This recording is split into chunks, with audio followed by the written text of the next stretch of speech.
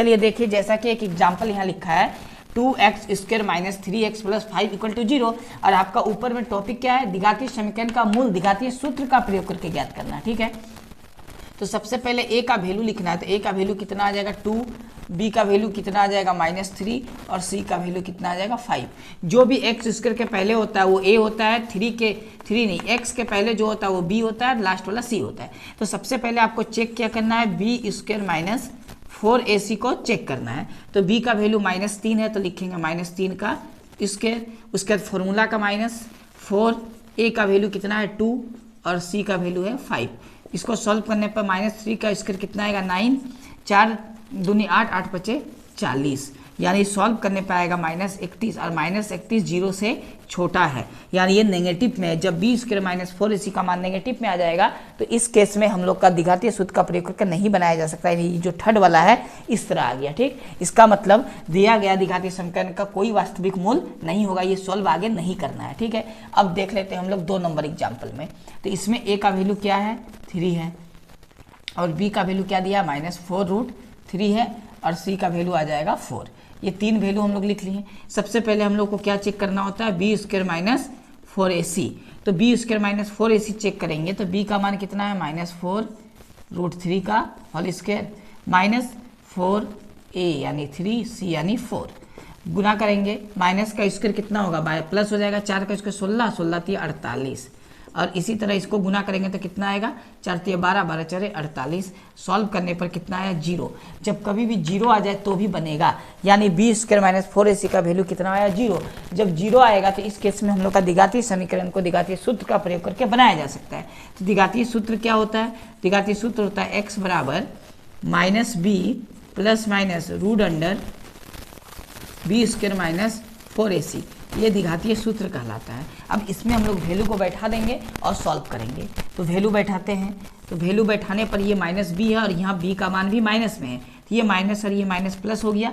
b का मान बैठाना है 4√3 प्लस माइनस, और ये b² माइनस 4ac का मान कितना है रूट में, ये 0 आ जाएगा मान 2a का वैल्यू कितना 3, यहाँ लिखेंगे हम लोग कितना 3। अब इसको हम लोग जब सॉल्व करेंगे तो ये हो जाएगा 4√3, एक बार प्लस एक बार माइनस में, 0 को लिखना है, नीचे आ जाएगा 3 दूनी 6। इतना आने के बाद आपको वैल्यू के एक बार प्लस में और एक बार माइनस में लिखना है, यानी x बराबर आ जाएगा 4√3, एक बार प्लस 0 करेंगे तो 0 के साथ किसी को ऐड करेंगे तो 0 तो नहीं आता है, 6 को एक बार जब माइनस करेंगे यानी 4√3 को -0 के साथ लिखेंगे तो इसमें 0 माइनस करने पर ये संख्या आ जाएगा, यानी इस तरह हम लोग लिख सकते हैं। ठीक है, अब इसको सॉल्व करते हैं।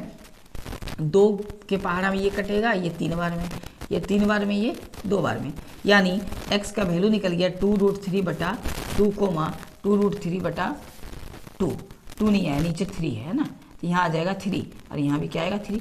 ये हम लोग का आंसर है, यानी जो क्वेश्चन में आपको बोला गया मूल ज्ञात कीजिए, ये मूल है।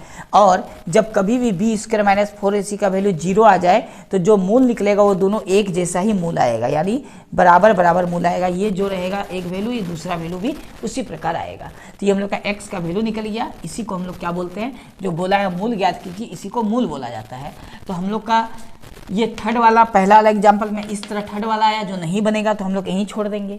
और ये दूसरा एग्जाम्पल में इसके जैसा आया, यानी b² माइनस 4ac का मान 0 आया तो हम लोग सॉल्व किए, दोनों एक जैसा वैल्यू आया। अब एक और एग्जाम्पल से हम लोग समझते हैं द्विघातीय समीकरण को द्विघातीय सूत्र का प्रयोग करके कैसे बनाया जा सकता है। ठीक है, तो हम लोग अब एक और एग्जाम्पल देखते हैं। देखिए ये क्वेश्चन नंबर 3 है और इसको भी हम लोग को द्विघातीय सूत्र का प्रयोग करके ज्ञात करना, लेकिन पहले हम लोग को देखना क्या है कि b² माइनस 4ac का मान कितना आ रहा। तो सबसे पहले a का वैल्यू कितना है 3, b का वैल्यू कितना है माइनस का 5 और c का वैल्यू 2। तो हम लोग b² माइनस 4ac पहले निकालेंगे, तो b का मान कितना है माइनस का 5 स्क्वायर कर दिए, ये माइनस का माइनस 4 का 4, a का मान कितना है 3 और c का मान 2।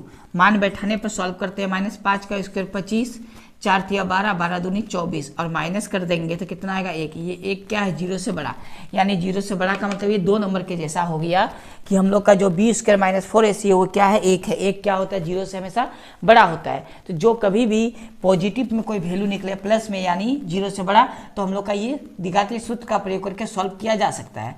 तो हम लोग द्विघातीय सूत्र का प्रयोग करेंगे और सूत्र हम लोग को पता है कि -b होता है plus minus √under B square minus 4ac बटा 2a होता है। अब इसमें हम लोग को क्या करना है, वैल्यू को पुट करना है।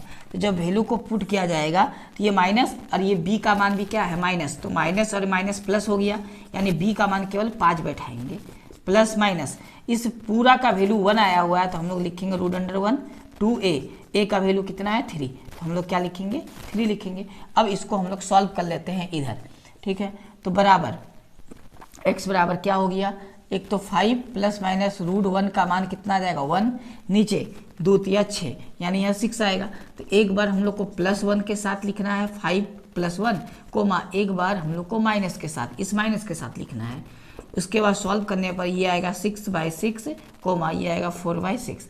इसको सॉल्व करते हैं, ये एक बार में कटेगा, ये 2 बार में, ये 3 बार में, तो ये आ गया कितना 1,2/3। तो हम लोग फाइनल आंसर लिख सकते हैं, अतः x बराबर या मूल बराबर 2/3,1। ये हम लोग का 2 गो आंसर आ गया। एक आंसर क्या आया 2/3 और एक क्या आया 1। तो x का जो वैल्यू निकला इसी को मूल कहा जाता है।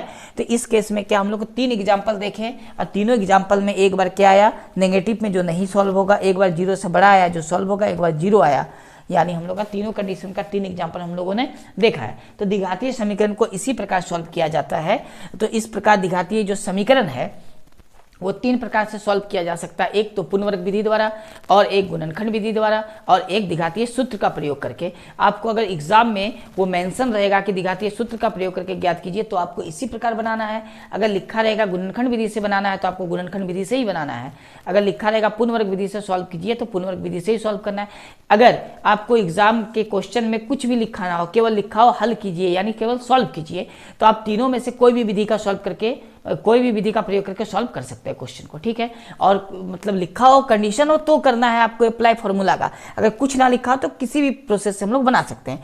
तो हम लोग का द्विघातीय समीकरण जो होता है वो टोटली कंप्लीट हो चुका है। अब इसका प्रयोग करके आप आराम से क्वेश्चन को सॉल्व कर सकते हैं। तो अब दूसरे क्वेश्चन के साथ हम लोग मिलते हैं अगले वीडियो में, तब तक आपका बहुत बहुत धन्यवाद।